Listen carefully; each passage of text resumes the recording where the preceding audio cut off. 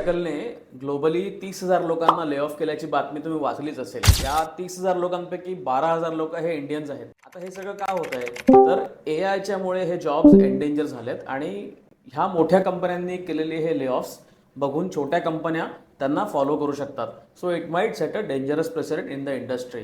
Lay off होणं हे जितकं अनफॉर्च्युनेट आहे ना तितकीच ती सत्य परिस्थिती आहे. It's a fact that we cannot ignore. पण ले ऑफ जर झाला असेल किंवा ले ऑफची जर होण्याची जर भीती असेल तर आपण काय केलं पाहिजे किंवा काय प्रिकॉशन्स घेतल्या पाहिजेत हे आज मी तुम्हाला सांगणार. या 5 गोष्टी केल्यात ना तर ह्या काळात तुम्हाला नक्की मदत होईल. त्यामुळे सगळ्यात पहिले काय करायचं तर check if you have a term insurance plan.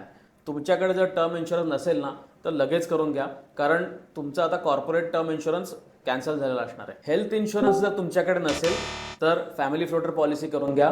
Corporate health insurance आता बंद झालेला असणार आहे. तिसरं, एक इमर्जन्सी फंड क्रिएट करा जो कमीत कमी 12 महिने चालला पाहिजे. चौथा पॉईंट, तुमच्याकडे जर सेकंड होम असेल तर ते सेल करून लोन संपवा आणि use that money to create a proper corpus with asset allocation.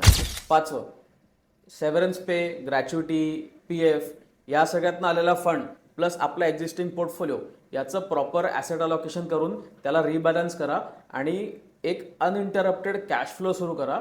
Because आपल्याला ही अनसर्टन्टी कधीपर्यंत आहे जॉब नसण्याची हे माहीत नाही. तुम्हाला मदत करायला समर्थ वेल्थ नेहमीच अवेलेबल आहे.